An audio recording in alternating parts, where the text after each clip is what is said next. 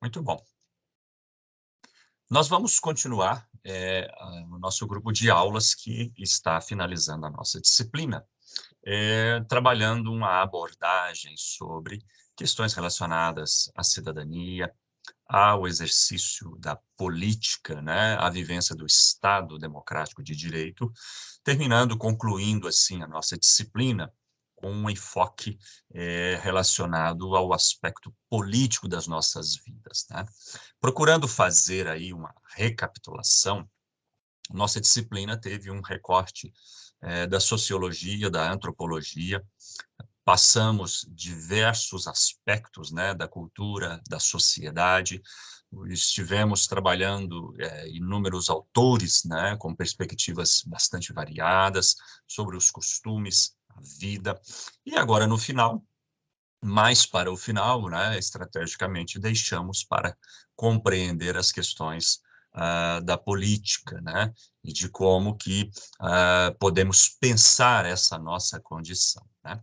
Aristóteles, costumava dizer que o ser humano é um animal político, é um animal gregário, um animal que só consegue, sobreviver em sociedade. Então essa é uma dada condição, que nos afeta, que nos perpassa, e com a qual, por mais que a gente possa, nos considerarmos desanimados ou desiludidos com a política, de alguma forma a gente se relaciona com ela. Na aula passada, nós estivemos, né, trabalhando ali os aspectos históricos, da fundação da cultura democrática que ocorreu na cidade de Atenas e que é a inspiração aí, para tudo aquilo que nós pensamos, sobretudo, nas, sociedade, na civilização ocidental. Hoje, né, nós vamos trabalhar uma autora que já utilizamos aqui na nossa disciplina, mas ela vai revisitar no seu pensamento ali as noções, o ideal de participação democrática, e vai fazer uma reflexão sobre a atual condição política da maioria das pessoas no mundo, né. Então, quando a gente fala, recuperando um pouco aí, da noção de cidadania, de participação política, a gente volta à Grécia, mas quando a gente vai no aspecto histórico, como fizemos na aula passada, a gente se volta para o presente e se vê distante daquele ideal que foi construído ali 2.500 anos atrás, que é da participação do cidadão, do fato dele se envolver, discutir e, sobretudo, dele, eh, atuar, né, no seu voto, na sua participação. O que Hannah Arendt vai nos demonstrar é que, ao longo dos séculos, embora sempre a noção de participação política foi construída, desenhada, tornou-se uma matriz das revoluções liberais, de um lado, se avançou a compreensão da vida política, né, e da vida da cidadania das pessoas, por um outro, constatou-se que cada vez mais os indivíduos se sentem distantes, né, e acho que alguns de vocês falaram também, distantes daquilo que ocorre nos parlamentos, nas câmaras. A gente acaba se sentindo meio que apartado daquilo que deveria ser o nosso espaço, né, por excelência, dado de que somos cidadãos, somos o Estado, somos nós que constituímos o Estado, a nação, e são nossos impostos, né, que mantêm todo o Estado funcionando. Então, vamos compreender, então, esse pensamento de Hannah Arendt e vamos verificar o que que ela propõe, o que que isso pode nos impactar, pensando sempre, né, que as nossas discussões na nossa aula, elas visam a nossa formação e visam, né, o fato de, uma vez conscientes, nos tornarmos, de algum modo, mais atuantes, mais participativos. Então, o título da nossa aula é esse: Labor, Trabalho e Ação, que constituem, né, nessas três noções aí pensadas, articuladas, a ideia, o conceito que Hannah Arendt propõe como vida ativa. né? Vida ativa ou vida ativa, as pessoas, cada um cita, né, ou na forma latina ou no aportuguesado, mas é a ideia de uma atuação mais comprometida do indivíduo com seu aspecto público e político. Nossos objetivos, então, com essa aula, é abordar a concepção de vida ativa com Hannah Arendt, o que ela propõe, né? Como que ela articula esses conceitos para explicar esse distanciamento, esse apartamento dos indivíduos, né? Da sua condição política de participação cidadã.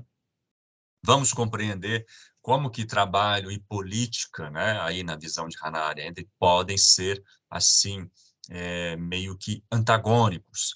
Não sei se você se lembra que eu disse que nós iríamos recuperar aquela discussão, né, que já foi tida lá em Atenas, de que se o indivíduo está muito envolvido com o trabalho, ele não vai ter condição, ele não vai ter tempo, ele não vai ter forças para se dedicar ao aspecto da vida política.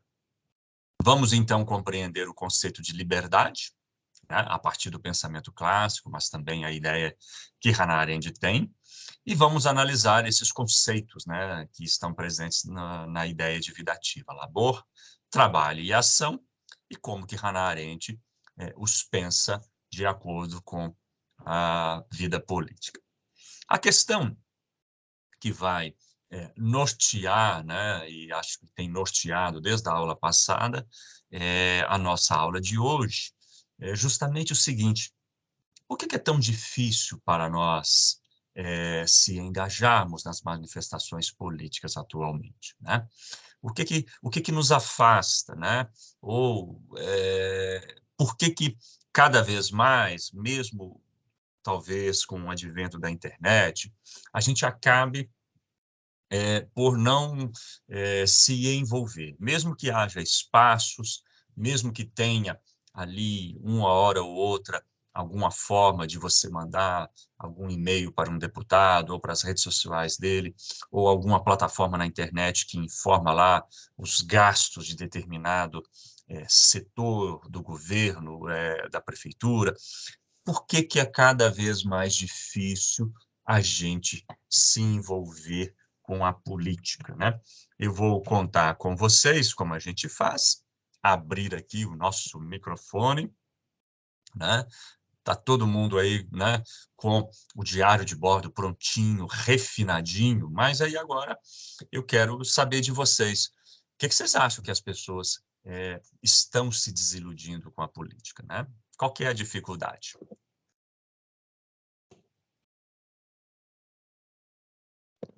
Como o Ricardo disse aí, quem vai sair do cobertor aí para nos ajudar? Eu, na minha opinião, eu acho que tem dois lados bem extremos, que talvez ninguém, a gente, pelo menos no meu caso, eu não me identifico nem com um nem com o outro. Acho que talvez são muitos extremos dos dois lados. Esse seja esse um dos motivos também. Quando você fala com um e com o outro, Gabriel, você está falando da esquerda e da direita ou você está É, falando dos candidatos aí? não, acho que das duas partes, mas no momento atual dos candidatos. Está havendo um cansaço com a política, né, Eu, ultimamente. eu, eu particularmente acho que não se faz essa comparação, porque não tem como comparar centro-esquerda à extrema-direita, né, professor? De certa forma, a gente poderia discutir o aspecto, né, assim, dos candidatos que a gente tem hoje. A pergunta, ela também, assim, ela é muito ampla. Já foi dito uma vez que a possibilidade nossa que os indivíduos têm, ela está muito ligada com ali o local. É mais fácil você se envolver com a sua cidade, né, com o seu bairro. Quando começa a passar para o nível estadual e principalmente federal, parece que fica muito longe. Mas, vocês colocaram aí um certo desânimo, né? Não se identificam. Que mais que vocês acham que... Eu acho que, Sim, Ricardo, pode prof, falar. Ricardo aqui. Ah, desculpa a minha voz, assim, tô meio gripado. Tá tranquilo. Normal, né? Eu acho que é difícil a gente se engajar nessas manifestações por, por causa do sistema, né? O sistema ele tem um poder que muitas vezes tira essa motivação da gente, né? E tu te engajar numa manifestação política, onde existe uma dominância já do poder político mesmo, eles não ouvem a voz da população. Então eles levam essas manifestações para onde eles querem para se beneficiar. Ou estão querendo algo inconstitucional, isso não é direito, isso não se faz, entendeu? Então cada um puxa a brasa para o seu assado, como se diz aqui no Sul, né? Então acho que é perder tempo. A política ela é uma profissão no país, ela não tem... O lado dela é o lado pessoal do político. É o bolso do político, é eu estar bem, é minha família estar bem. Então eu tenho que enganar o povo. Então eu acho que a gente se engana quando a gente vai a esses lugares para tentar se manifestar pelo um direito da gente, até porque há infiltrados que fazem de uma manifestação um horror, depredações, se aproveitam disso para oferir alguma vantagem em cima de um patrimônio de alguém que está em casa dormindo, né? Então já vira barbárie. Muitas pessoas já não vão nessas manifestações por medo de se machucar, medo de que aconteça alguma coisa. Então eu acho assim, ó, que realmente não vale a pena a gente lutar contra um poder, tanto de direita ou de esquerda, que ele não ouve a voz da rua, né? Então não vale a pena mesmo. A gente está à mercê de um chicote, né? O povo brasileiro ele vive com uma bola de ferro e uma corrente atada no pé. Então, essa é a minha opinião a respeito, assim. Um desânimo, né? E aí, Thaís, bom dia, Desânimo. tudo bem? Bom dia, tudo bem, professor? Eu tô Muito aqui com a frio? minha coberta, ó, tá muito frio. Muito legal. E você, Professor, Thaís, o que você acha disso? Você também está desanimada? eu tô aqui ouvindo, né, os colegas falarem, e eu acho que só para contribuir, eu penso que, na minha opinião, assim, eu não me engajo muito em manifestações políticas, porque eu acho que ao longo da história dos meus 39 anos, são tantos escândalos, que a gente desanima mesmo e pensa, eu vou lutar por quê, né? E aí, assim, a gente luta por algo e aí o cara vai preso, por exemplo, um político lá vai preso, não importa qual partido, ele vai preso e aí dali uns 2, 3 meses ele sai por uma forma ridícula, apaga-se todo o histórico do que o cara fez e o povo vai votar nele de novo. Então, assim, eu acho que o povo também tem a sua parcela de culpa em eleger representantes sem ter o histórico dele, né? Ou só porque, eu simpatizo com fulano, fulano é legal, vou votar nele. Então, essas coisas desanimam muito, né? Então, eu acabo dizendo que eu sou apolítica, né? Não política. Porque é muito difícil também você escolher um candidato no dia de hoje, né? Que você pense que, nossa, esse cara aqui vai realmente representar aquilo que eu busco, aquilo que é de melhor para minha comunidade. Aqui onde eu moro, a gente tem um prefeito bem bacana, mas quando a gente pensa na política assim, mais Brasil, né? Num presidente, aí complica, né? As pessoas complicam. E os políticos também, muitos escândalos. Eu acho que para mim, isso é o pior. Os escândalos me afastam totalmente da política. Exato, exato, né? É um certo, como vocês têm colocado, é um certo cansaço, né, da população.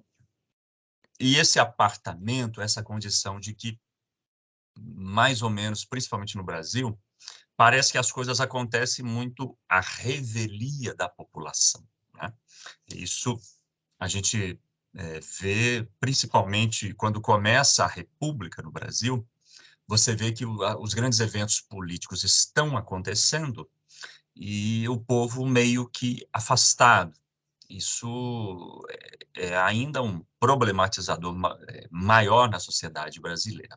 E claro, né, um outro aspecto que a gente começou a desenvolver um pouquinho na aula passada, que é aquela coisa do seguinte, a nossa participação política, ela, embora seja sempre requerida, né, e é próprio da nossa tradição, que o voto é a cidadania, na verdade, a cidadania ela acaba se tornando um pouco mais ampla, né?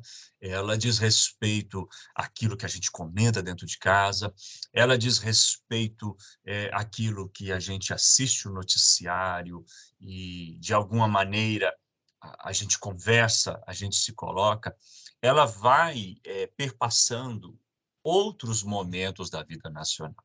E, muitas das vezes, até a repercussão negativa que muitas das vezes nós colocamos em determinados momentos diante de coisas que nós consideramos inadequadas e inapropriadas.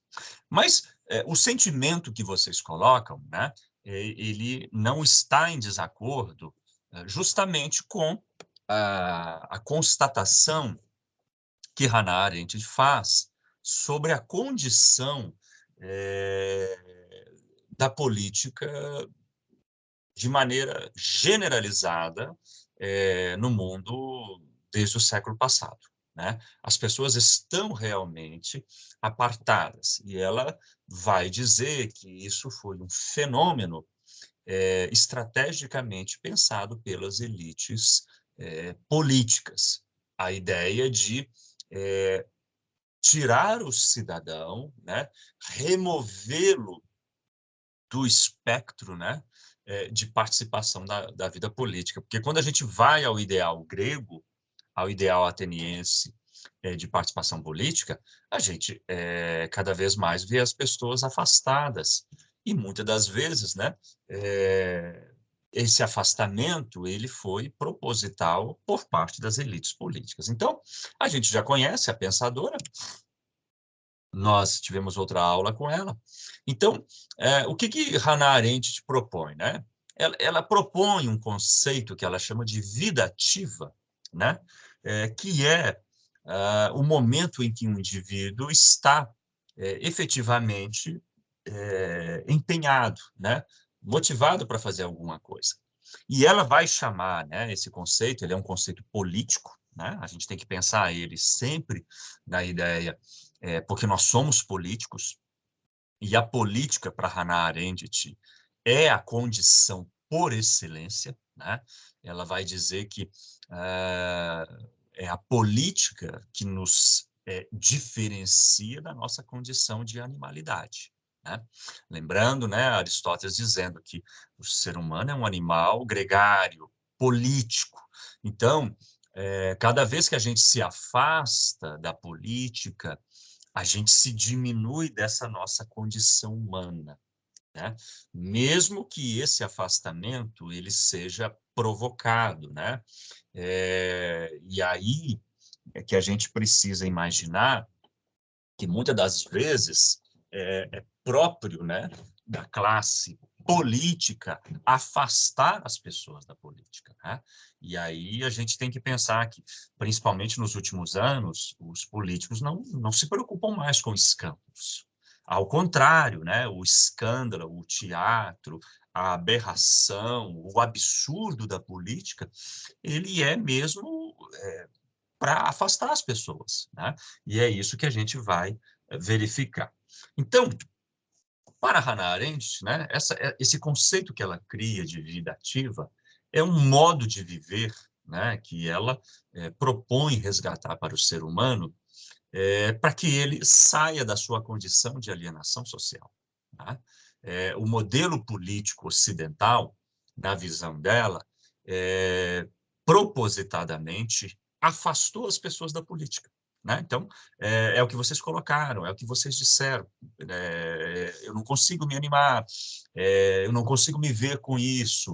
O Ricardo colocou um certo cansaço, uma certa decepção, mas o fato de estarmos decepcionados, cansados e agastados com a política é porque foi uma estratégia do modelo político no mundo ocidental afastar as pessoas, né? Então, aquilo que seria convidar, estimular, aquilo que seria capacitar as pessoas para a sua atuação pública, fazer com que elas, em algum momento, possam participar do parlamento, se envolver nas consultas públicas, se envolver nos plebiscitos, foi totalmente o contrário, né? Depois que recuperamos, né, sobretudo com Maquiavel, Rousseau, Montesquieu, né, os próprios autores liberais, depois que a gente construiu essa ideia de democracia a partir do ideal grego, uma das distorções do modelo político foi afastar as pessoas, né? Aquela coisa, deixar a política com os políticos profissionais, deixar a política com o poder e aqueles que diretamente são beneficiados com o poder, né? Então, a ideia de Hannah Arendt é refletir sobre esse atual modelo, que ele é justamente isso que vocês sentem, né? Ele afasta vocês, seja pela aberração, seja pelo escândalo, seja pelo autoritarismo, né? Então, a gente disse, por que é difícil participar? Ora, cada vez que a gente se envolve hoje numa greve, a primeira coisa que um político fala é que uma greve é política. Vocês já viram alguma greve não ser política? Toda greve é política.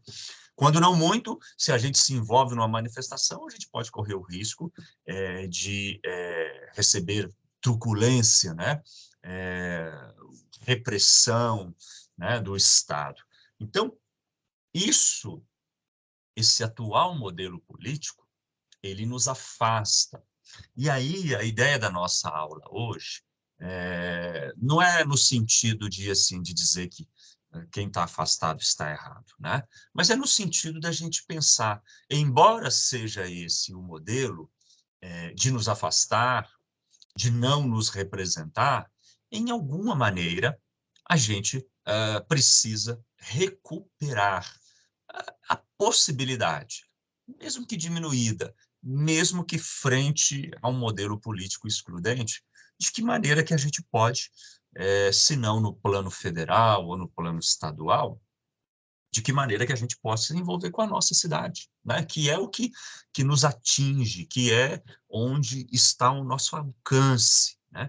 Então, cada um de nós ali no bairro, ali onde a gente mora, na cidade, de que maneira que a gente possa recuperar essa nossa possibilidade de uma interação. Então, ela vai dizer, né, a própria expressão que na filosofia medieval é a tradução consagrada do bios politicus, né, o animal gregário de Aristóteles, ocorre em Agostinho, né, como vida negociosa ou atuosa, e tem aí o seu significado original. Uma vida dedicada aos assuntos públicos e políticos, né? Ou seja, é aquela palavra alienação, não no sentido da ignorância, mas no sentido de que nos alienaram da política. E a gente deve, sempre que possível, nos dedicarmos, nos engajarmos, né? Então, ela vai dizer que essa vida ativa é constituída, né, de três esferas, né? Três esferas. A primeira esfera ela chama de labor, né? E a ideia aí é aquela condição humana praticamente da sobrevivência, né? Eu disse para vocês que a gente iria relacionar política com trabalho, porque, embora vocês falaram do desânimo, né? Mas uma das coisas que curiosamente, aparentemente, nos afasta da política, além dos escândalos, do nosso desânimo e desse modelo político, é uma vida em que a gente tenha que praticamente trabalhar para sobreviver, né? E é algo que tem, digamos assim, com a precarização das condições de trabalho nos últimos anos, né? Vamos colocar aí a partir do governo Temer para cá, quem aí acompanha um pouquinho, as mudanças na legislação, as possibilidades das empresas contratarem, a fragilidade dos sindicatos, essa precarização do trabalho, ela não tem um aspecto apenas econômico, né? No sentido de beneficiar o patrão, fazer com que ele pague menos, não. Essa precarização do trabalho, ela tem um efeito político perverso. Porque é o seguinte, vocês se lembram da ilustração, né, que a gente colocou na hora do momento da questão problematizadora, né? Um jovem. É muito difícil é muito difícil para alguém que precisa pensar no aluguel no final do mês, na cesta básica, na alimentação, ele ao menos pensar em questionar o prefeito, os vereadores, o que quer que seja. Então, Hannah Arendt vai colocar o labor como a primeira esfera da vida ativa, mas aquela esfera em que o ser humano ele precisa comer, beber, né? Ele praticamente ele tem que se colocar numa condição de sobrevivência. E aí, cada vez que a gente pensa num contingente cada vez maior de pessoas com salários muito baixos, com condições precárias de vida, ou dessas pessoas tendo, né, principalmente nessa crise com pouco emprego, as pessoas tendo que sair todos os dias para se alimentar, essas pessoas, elas nem conseguem pensar em política, né? Elas nem conseguem imaginar. Então, a gente não está falando aqui do voto, se você vai votar em A, B, C. A gente está falando que uma pessoa que tem uma família para sustentar, tem que levar comida para casa todos os dias, tem que pensar no seu aluguel. Essa pessoa não vai nem pensar em tirar uma tarde, um dia, para se envolver numa manifestação. Não sobra tempo, né? Então, o labor é essa primeira condição básica, primária, né? Digamos, quase animalesca, né? Você tem que sobreviver, praticamente isso, né? Então, é a interação nossa com a natureza pela nossa sobrevivência. Já o segundo nível, né, trabalho, Hannah Arendt vai começar, né, a nos fazer pensar no trabalho, mas não mais aquele trabalho pura e simplesmente para sobrevivência, para alimentação, mas aquele trabalho onde você começa a ter a condição, né, estrutural, artesanal, de você interferir diretamente na natureza, né? Então, é aquela condição pouco mais evoluída da nossa capacidade laboral, em que a gente tem a condição de produzir coisas, né? Tem a condição de atuar no ambiente, na natureza, mas de uma interação com a transformação do nosso ambiente. Então, isso aqui também só é possível, né, na medida em que uma pessoa ela já tem agora a possibilidade de interferência. Então, qual é a diferença do labor e do trabalho? No labor, o indivíduo, né, ele está fazendo para sobreviver. São aquelas camadas da sociedade mais afetadas, mais, digamos assim, precarizadas. Já no trabalho, já pressupõe alguma ideia, né, de que o indivíduo, ele, claro, ele trabalha para sobreviver, né? Mas ele consegue uma determinada autonomia, já é um trabalho mais intelectual, já é um trabalho mais performático, já é uma condição em que o indivíduo ele consegue trabalhar, mas ele não se aliena tanto, né? Não sei se vocês conhecem aquela coisa do Marx, né? Alienação, a condição do trabalhador que vai se alienando por causa do trabalho, das mercadorias, né? Ele vende a sua força de trabalho, né? Marx coloca isso muito para aqueles trabalhos mais precários. Muitas das vezes a teoria é lida num trabalho, digamos, mais sofisticado. Mas a ideia aqui de Hannah Arendt é a ideia de que há classes e classes de trabalhadores, né? Todos podem ser pensados numa dinâmica marxista de trabalho, de apropriação, de alguém que é ou não é explorado, ou de alguém que vende a sua força de trabalho.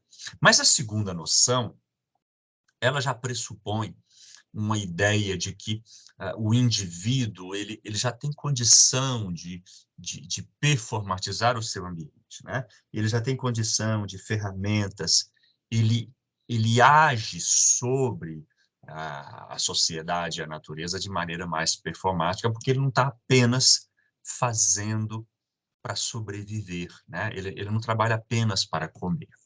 Embora na ilustração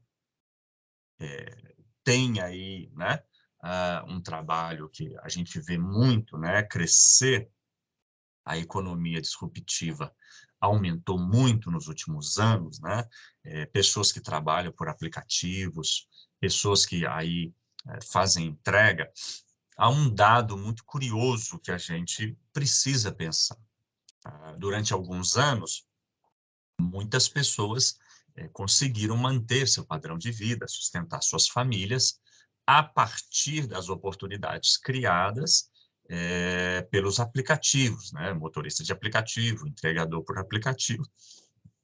De certa forma, a gente pode pensar que essas possibilidades ajudaram em alguns momentos, principalmente nos últimos anos aqui no Brasil, com escassez de ofertas de trabalho.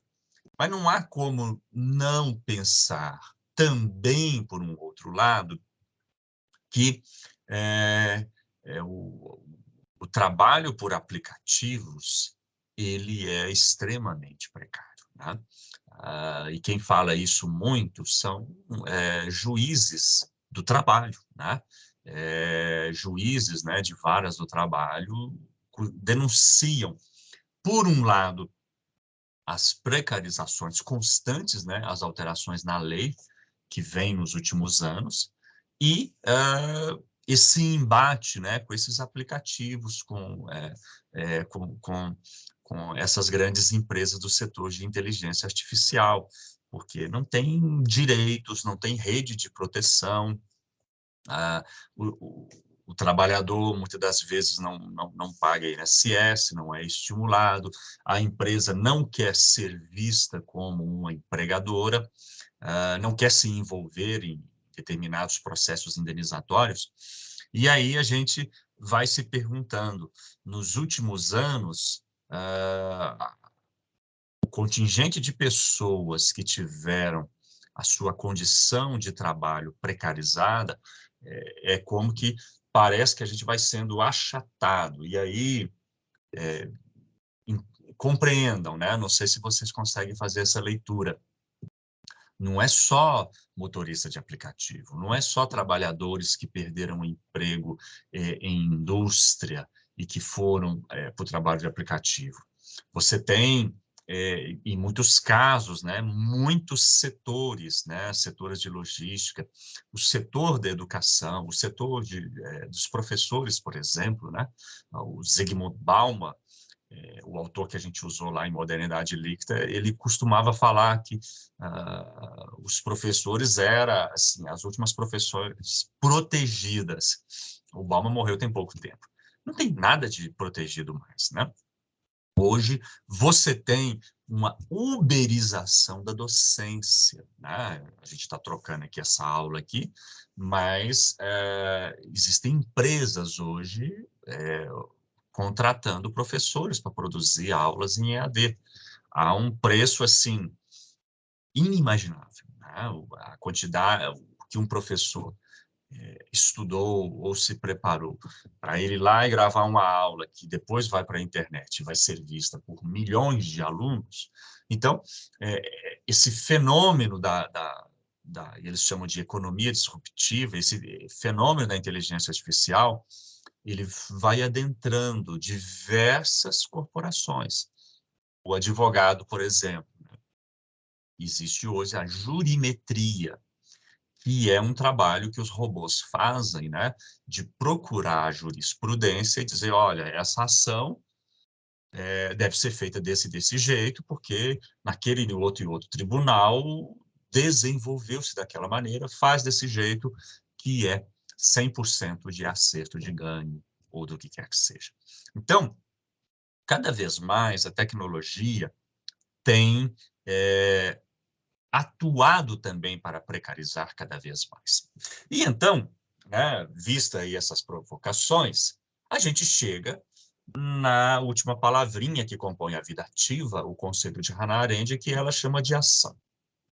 Aqui, né, Hannah Arendt, né, ela vai pensar na ideia de que a ação humana, né, é aquela condição em que o ser humano, né, ele se desvencilha da sua condição, da sua natureza de labor, de sobrevivência e de trabalho enquanto uma capacidade artística performativa, mas no fato de recuperar a sua condição política, pública e cidadã de participar, né? E aí não é só manifestação, é na crítica, é na atuação, é na cobrança, é no modo como ele se posiciona diante da vida pública, né?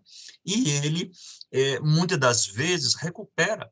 Muitas das vezes, é aquela conversa que a gente tem no corredor, é aquela conversa que a gente tem ali no supermercado com as pessoas, discutindo, né? Recuperando o ágora lá de Atenas. É aquele dia a dia, que pode parecer que a gente está distante, mas, de fato, quando a gente recupera, quando a gente discute, quando a gente volta a retomar isso, a gente assegura essa nossa interação com os nossos semelhantes. Então, se a gente for imaginar, você tem diversos momentos em que, muitas das vezes, não precisa nem de uma manifestação, né? Basta alguma forma de representatividade, algum movimento, né?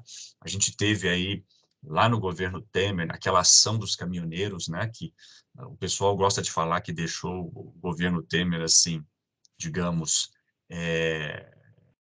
bloqueou o governo, né? Porque os caminhoneiros pararam, a sociedade parou, aquela coisa toda, prejuízo, o mercado parou.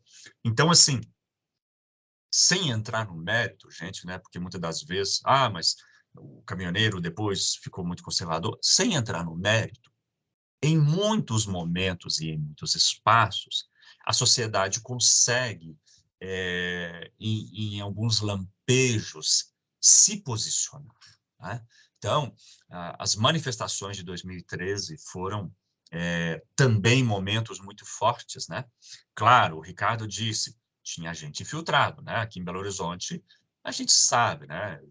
Dava aula por direito, o aluno me falou que estava infiltrado para provocar, né? Ali, ele jogava uma pedra nos militares, e ele era civil, e aí os E militares outra tinham... coisa, professor. Oi, E outra coisa, no Temer foram os caminhoneiros, né? Que bloquearam o governo Temer. E hoje, no governo atual, é o STF, né? Então, quer dizer que se a gente quer ver o poder do STF e dos caminhoneiros, o STF não só bloqueia o governo, como cala a população total, né? Tanto de um lado quanto de outro. não há dúvida, o STF, mídia, e aí a gente pode pensar em acertos e desacertos, né? Quando é que eles estão acertando, quando é que eles estão, digamos assim, ultrapassando os limites constitucionais, né? Vamos pensar. Mas, de qualquer maneira, são momentos assim que a gente pode imaginar, Ricardo, de que parece que a gente acorda, ou parece que a sociedade reage, né? Parece que a sociedade, ela, digamos assim, ela começa a entender do seu papel e, de certa maneira, do seu poder, né? Então, no caso das manifestações, aquilo preocupou demais os governantes na época, né? E por que preocupa? Porque foge do modelo político tradicional criado pela elite política, de que é de você não se manifestar, que é de você não reagir, que é de você não interagir e questionar ali o poder, como vai sendo feito. Então, assim, aqui a gente não está entrando em esquerda ou direita, né? Vamos deixar uma coisa clara para a gente entender que basicamente o cidadão se dar conta de que ele não deve só trabalhar. Não sei se vocês estão entendendo isso, né? Basicamente o indivíduo entender de que quando ele só trabalha, na acepção política de Hannah Arendt, ele se aliena da sua principal condição humana, que é a liberdade política, que é o fato de ser político, que é a questão de interagir. Então, desde essas conversas que a gente trava no mercado, dentro do consultório, dentro da nossa maneira de agir e de pensar. A gente pode lembrar aí, no caso da pandemia, aquelas discussões, e muitas das vezes a cultura política brasileira, o Ricardo citou o STF aí, eu acho que, Ricardo, que é muito próprio de uma tradição autoritária no Brasil, né? A gente viu aí aquela coisa, o executivo fala uma coisa, os cientistas falam outro e o STF falando outro. E em muitos momentos as pessoas esqueceram. Vamos fazer uma pesquisa com a população? A população quer a vacina? A população quer o distanciamento? E o que a gente viu? Sim, a população queria o distanciamento, porque ficou em casa, a maioria. Claro, teve gente que teve que trabalhar, né? Para a gente ficar em casa, muita gente foi lá para o hospital, né? Caminhoneiro teve que continuar trabalhando. Então, mas a maioria esmagadora da Mas a população... pesquisa é manipuladora também, né, professor? Que tipo de pesquisa é essa? Pega 2.000 pessoas de uma determinada cidade só e faz uma pesquisa e é fidedigna? Não. Então, eu acho assim, ó, para ver uma pesquisa mesmo, faz um plebiscito, então. As Sim, pessoas sim. querem a vacina ou não querem a vacina? Né? Uns obrigando a tomar vacina, outros dizendo que não é preciso. Eu acho que a população não deve se deixar levar pelo que um político diz que é para fazer. Ah, eu sou fulano, eu gosto do Bolsonaro, Bolsonaro mandou me atirar do precipício lá, eu vou me jogar de cabeça. Aí chegou o Lula, o Lula mandou assaltar um banco, aí eu vou, todo mundo vai, porque o Lula mandou assaltar. Então, quer dizer, é complicado, né? Desculpa, tá, eu estou rindo. Ricardo, veja bem, não pode confundir plebiscito com pesquisa política, que muitas das vezes ela tem a tendência de tentar fazer a pessoa votar. Como também não pode Sim, confundir mas por a isso que eu falei. pesquisa com a política. O que eu estou dizendo é o seguinte... Oi, pode falar. Não, eu acho que é o seguinte, essas pesquisas, na verdade, são falácias, são utopia, mentiras, né? Porque elas são condicionadas...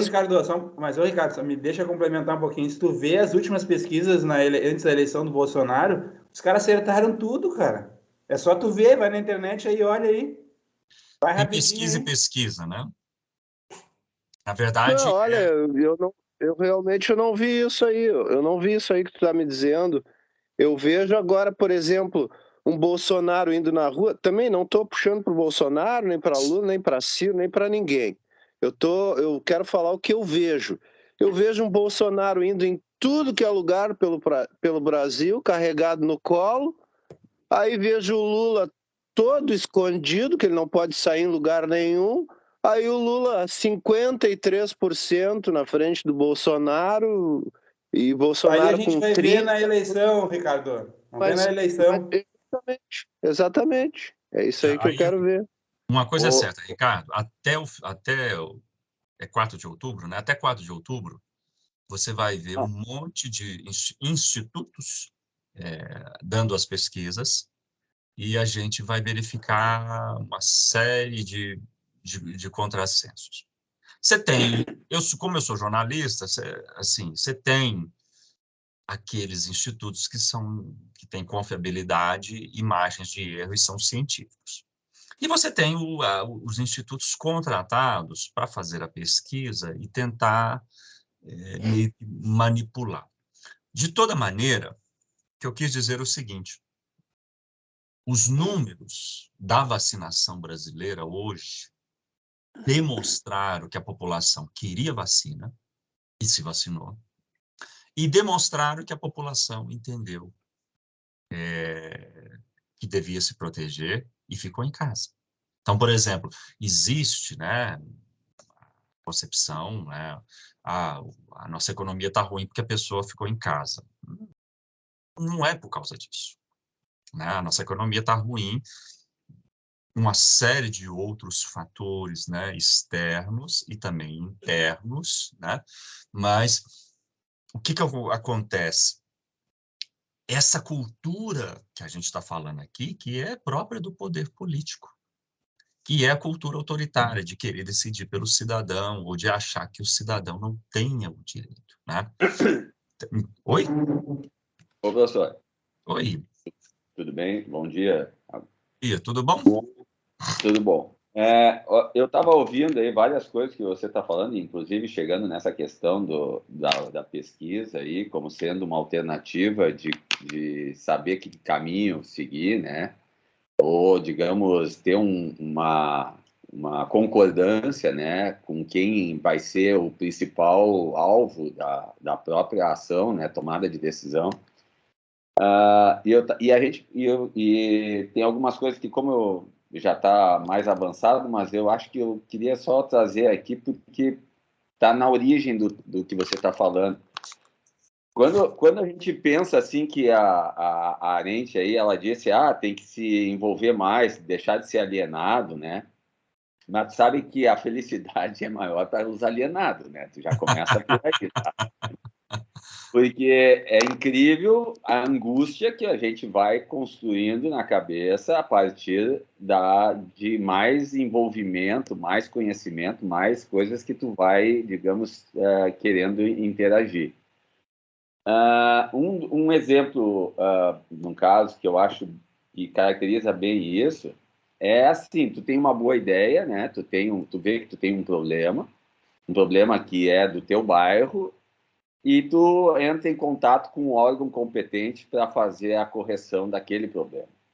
Esse órgão competente não é eficiente, ele não tem uma atuação à altura do tempo para fazer essa correção ou construir uma solução. O que acontece, né?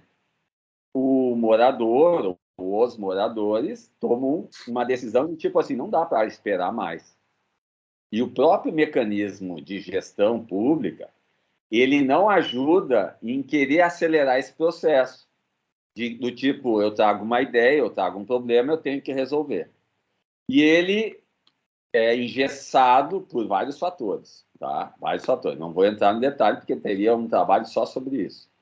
Mas eu diria o seguinte, a partir daí a população começa a tomar a sua iniciativa, a iniciativa dela, de fazer ela a solução. Então, ela vai atrás de, digamos assim, eu vou dar o exemplo clássico, né? Segurança pública. Ela vai botar uma empresa de vigilância, ou no bairro, com aquelas casinhas de vigilância noturna, ou na calçada, ou ela vai cercar o condomínio e vai passar ali até uma portaria com 24 horas, etc. Não, né? Ou seja, ela abriu mão de ir lá dizer, não, eu precisamos mais policiamento, um investimento maior na área de segurança, inteligência, né, etc. Mas não foi feito. O que eu vou fazer? Vou esperar mais tempo, já estamos aqui com vários assaltados. Então, o que ela faz? Ela começa a fazer sozinha a solução. Aí o vizinho vê que aquilo ali realmente do outro bairro, vamos dizer que só um bairro fez isso, o outro bairro diz, pô, agora os bandidos estão só aqui, lá os caras conseguiram se isolar e não tem mais problema lá com os bandidos. Né? Acabou os assaltos, acabou os furtos de automóvel, etc. O que acontece? Mesma coisa. Não, vamos fazer a mesma coisa que eles. E aí começou todo mundo a botar grade, e aí, no final todo mundo tem grade. Daí o bandido diz o seguinte, bom, já que está todo mundo com grade, voltamos para o primeiro, que na verdade, né, deve ser a grade mais antiga, vamos começar assaltando lá o anterior. Aí o cara bota a câmera, aí ele bota mais um não sei o quê, e etc. Ou seja, nunca vai resolver o problema, porque o poder público, obviamente, o que ele diz? Um investimento a menos. Agora a gente nem precisa tanto policial, porque antes era para ter mais policiais, mas não precisa, porque os caras estão dando solução sozinhos. Vou para outra área, que é muito boa para isso, educação. A escola, né, não está boa, tal. Eu vou botar meu filho na escola particular.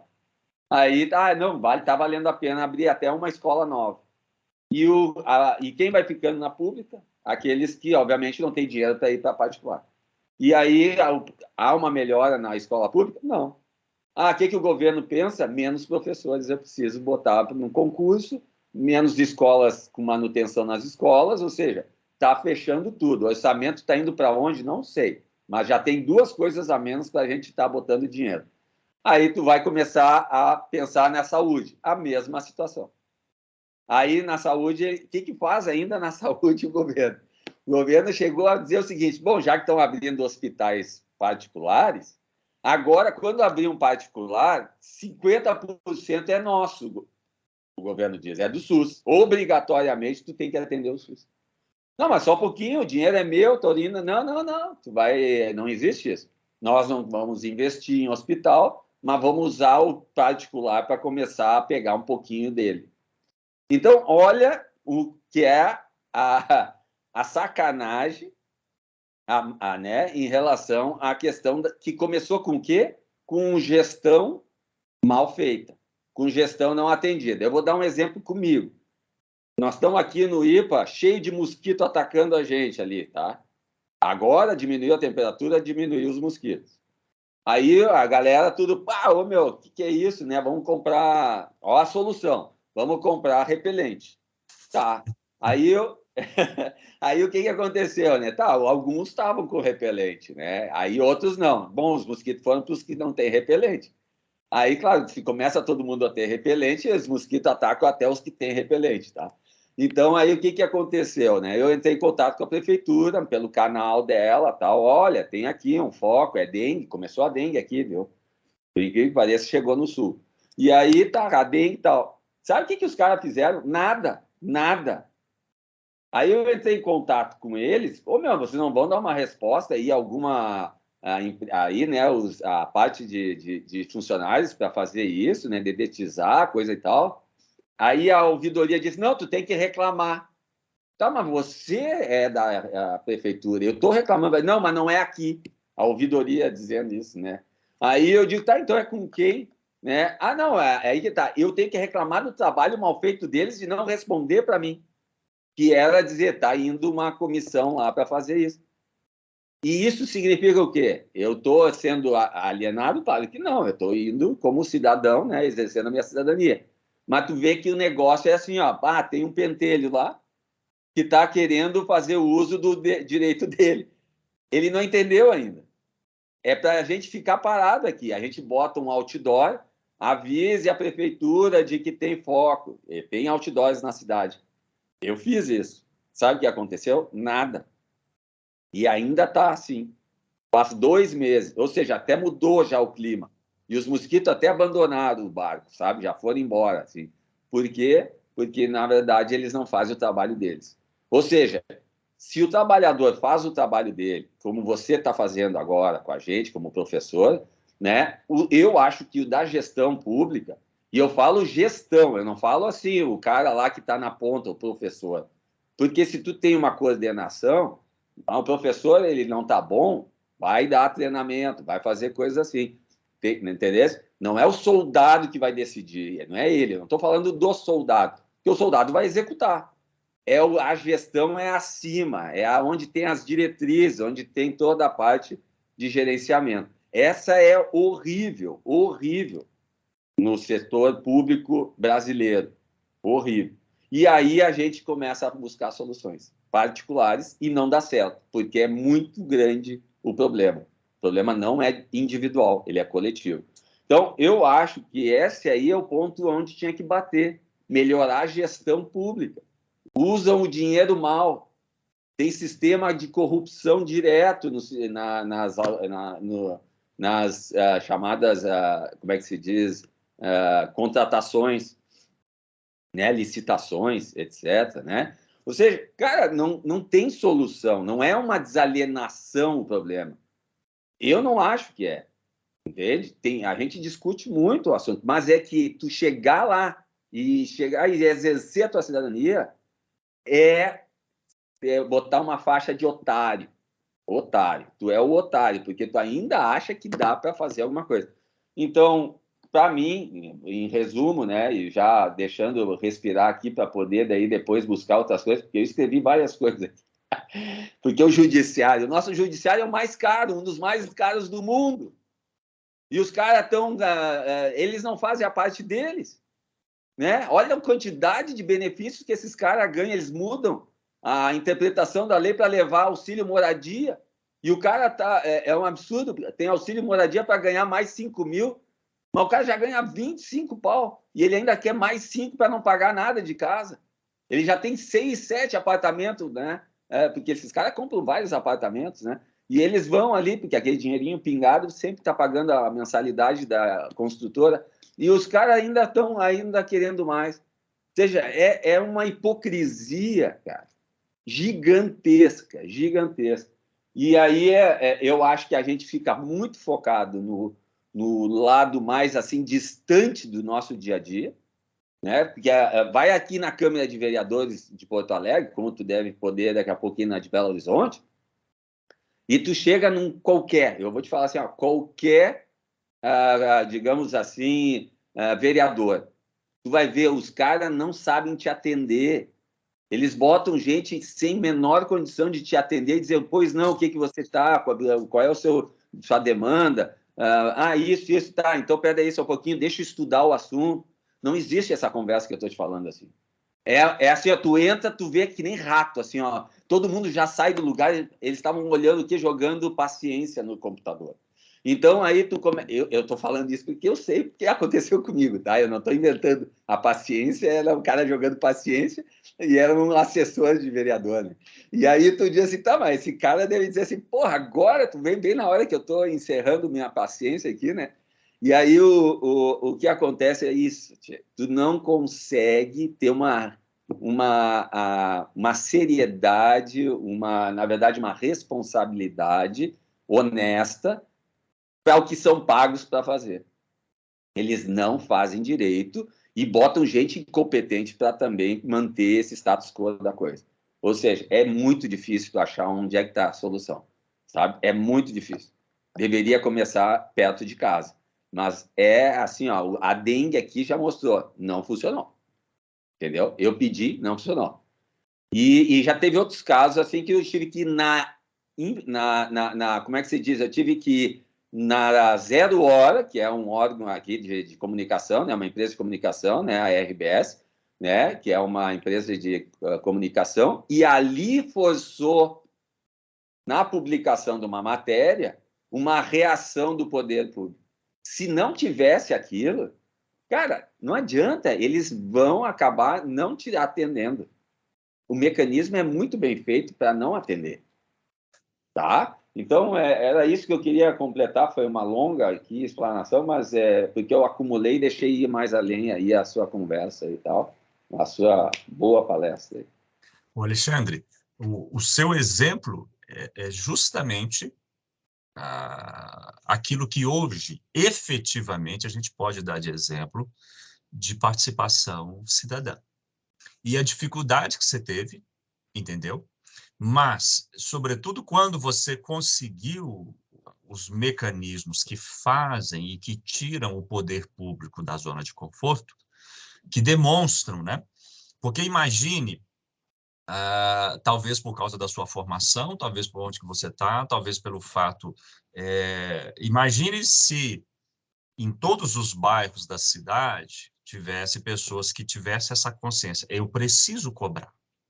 Eu preciso tirar uma parte da manhã, perder o meu tempo, deixar de fazer das minhas coisas e acionar lá porque está faltando uma viatura na minha rua, ou porque o posto de saúde não está atendendo. Então, hoje, principalmente na maioria dos teóricos, né, eu querer influenciar o que acontece lá em Brasília, esquece, a gente não vai influenciar.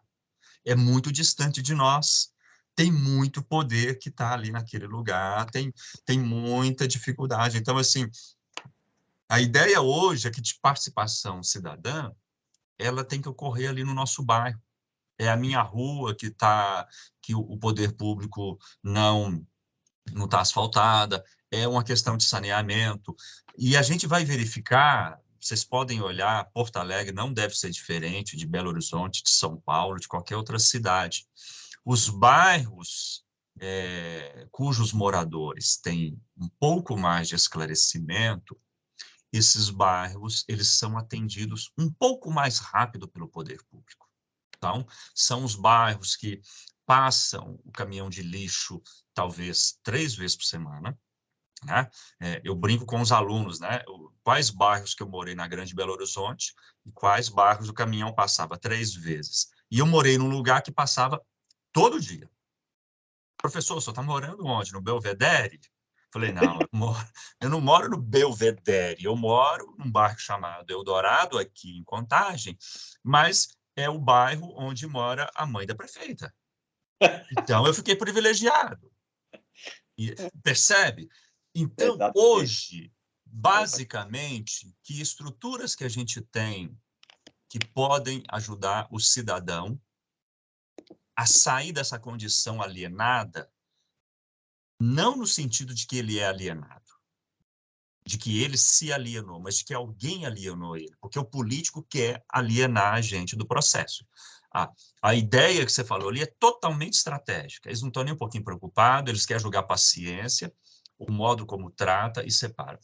Hoje, o cidadão, ele tem que entender que o relacionamento entre ele aumenta essa insatisfação. A internet pode ser um espaço, mas principalmente ele acionar a mídia ou o Ministério Público. A mídia é a melhor, São os canais, porque é o seguinte, o que preocupa um político? Que o político ele fica ali e ele passa aquela ideia de que a cidade está funcionando.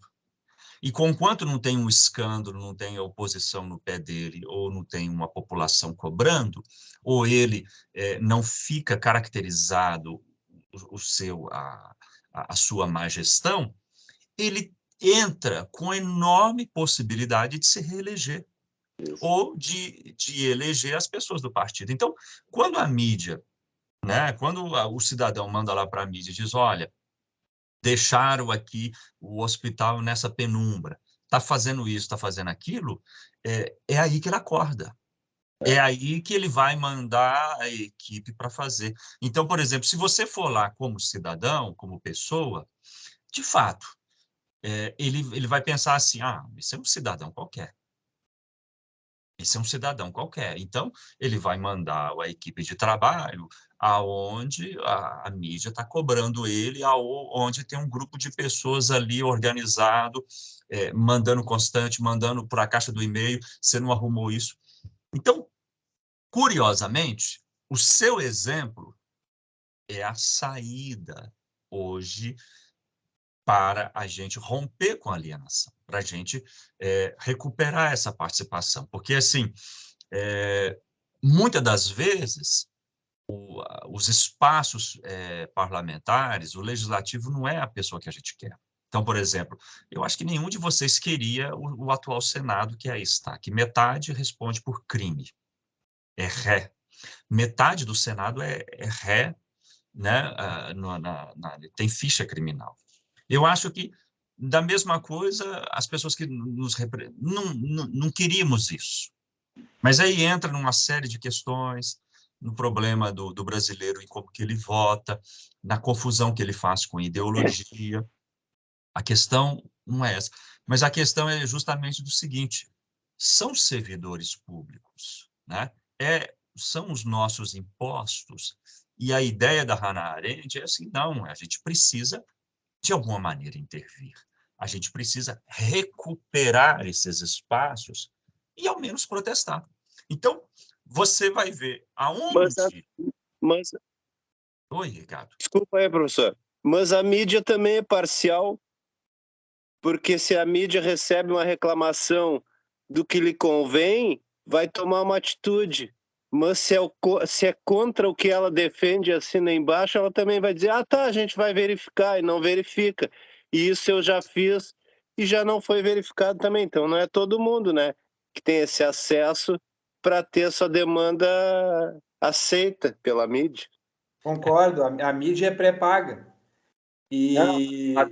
Professor, uma época, não sei, acho que era anos 90, em Porto Alegre, eu não sei se ainda tem, mas pelo visto não deve continuar, era chamado orçamento participativo. Acho que vem bem nisso que o Alexandre estava falando. Eu me lembro, eu participei do orçamento participativo e não gostaram do que eu participei. Porque, na época, tinha carta marcada. E eu fui lá levantar uma ideia nova, assim, diferente, e os caras disseram, tá, mas da onde tu é? Tu representa quem? Eu digo, como assim? Eu moro aqui nessa cidade, eu não represento ninguém. Eu vim aqui porque eu estou morando aqui. Ah, não, só um pouquinho, tu tem que passar ali naquela ficha ali, fazer... Daí eu digo, não, peraí, não, para tudo. Eu não sou de órgão estudantil, eu não sou de sindicato, não sou nada, eu sou um orador. Eu quero dar uma ideia aqui, porque aí eles me travaram, entende? Eu tinha a tribuna para subir, porque era ali na Câmara de Vereadores, né? E aquela coisa ficou bem assim, clara, assim, mas quem é esse cara? Não tinham ainda me identificado. Não sabia se eu era oposição, se eu era a situação. E aí o orçamento começou a ser o quê? Na verdade, é um sistema que teve resultados positivos, porque, obviamente, havia uma mesclagem do ponto de vista prático de resolver problemas, realmente, porque também aí seria demais, mas também houve um processo de controlado, porque também tinha que saber o poder público que estava levando vantagem, que era o Partido dos Trabalhadores, né, levando vantagem nas tomadas de decisões públicas, né, comunitárias. Porque se tu começasse, e isso foi uma das coisas, fugisse do processo, eles não viam isso como sendo uma coisa plural, cara, legal, assim, não, então peraí, passa aqui, vamos ouvir a tua ideia, vamos passar por uma comissão, vamos botar isso numa prioridade. Coisas que num mecanismo de gestão, normalmente é assim que se trabalha, né? E aí aí entrou o lado assim do desconhecido, tá? Mas esse cara não pode estar aqui falando, ou digamos assim, não deixa, né? Tira ele do... não foi tão assintoso, mas foi, obviamente, não receptivo, entende, Rafael?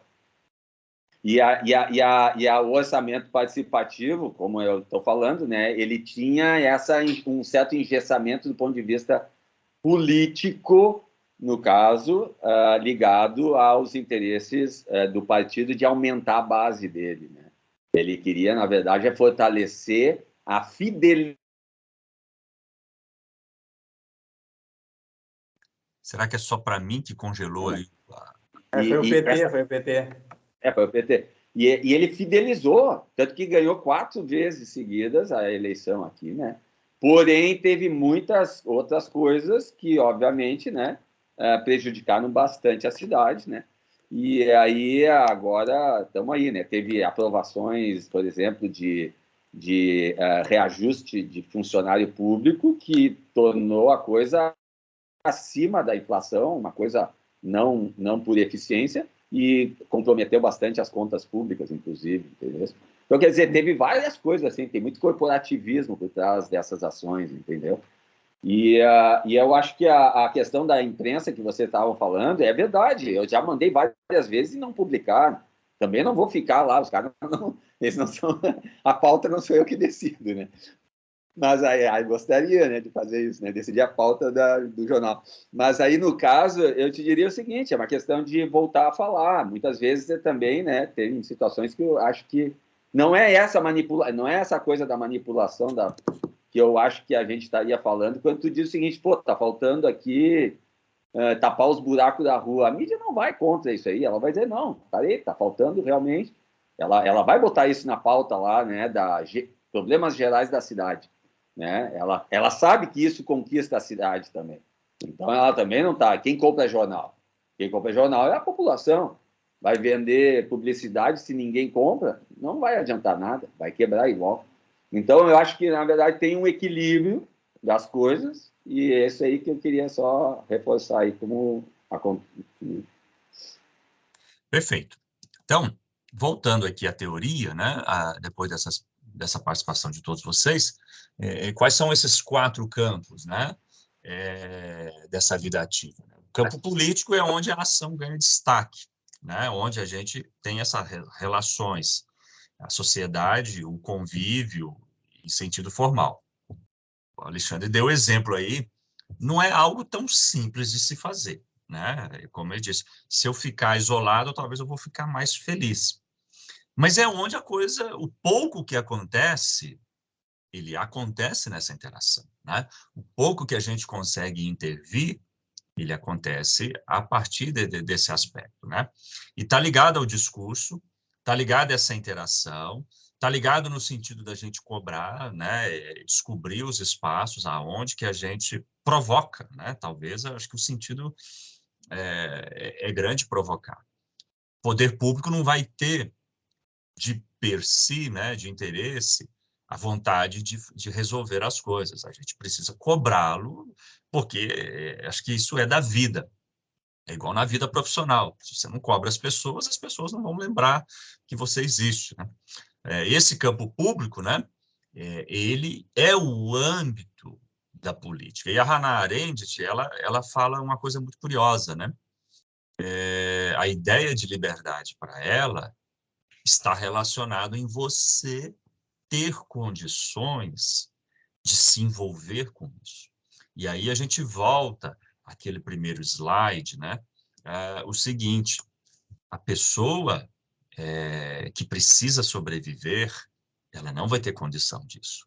Então, a gente tem que entender essas precarizações do trabalho, enfraquecimento de sindicatos, alterações na legislação, né? Teve 2 aí essa semana, é aquela coisa, né, que assim, fica tão longe da gente, mas que são perigosas, né? É aquele projeto de voluntariado, a pessoa trabalhar para a prefeitura sem carteira assinada, sem nada, 20 horas por semana.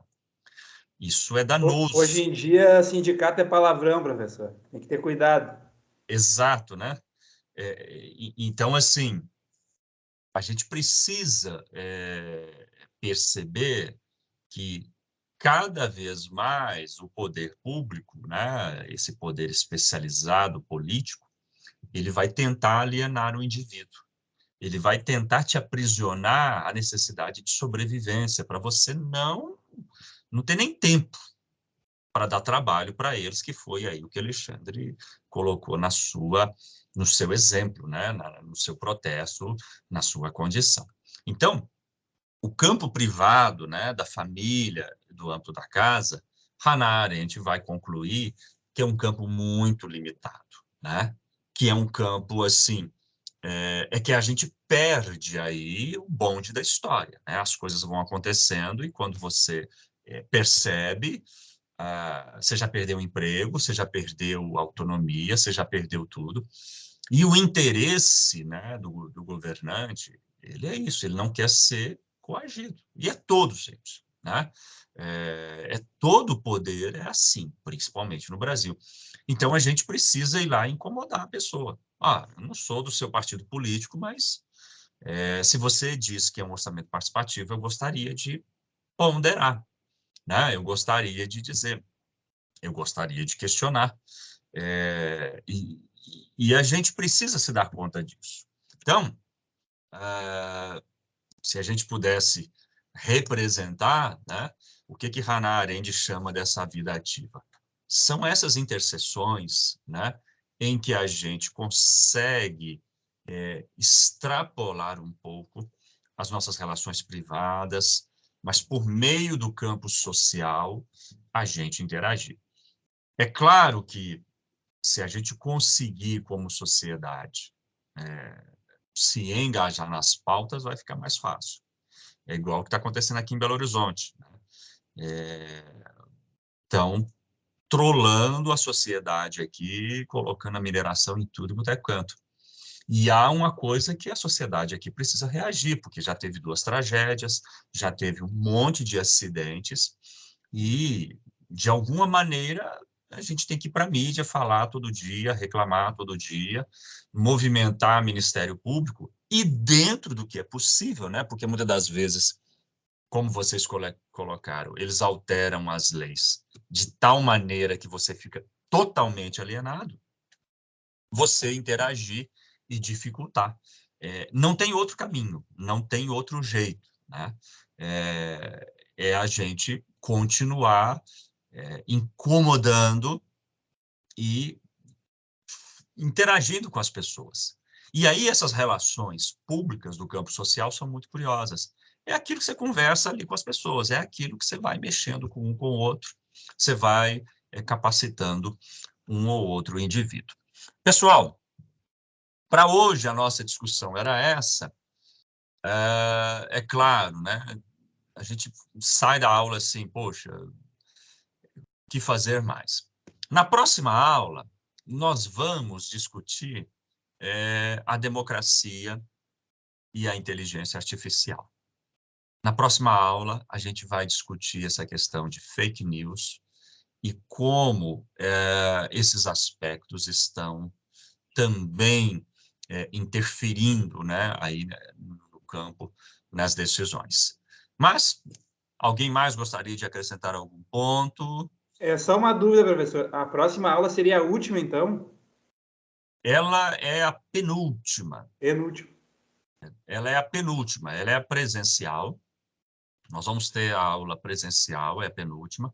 E depois vai faltar uma última aula, mas essa última aula eu coloco ela gravada, porque no dia 3 eu não vou poder estar com vocês. Tá, obrigado, professor. Perfeito?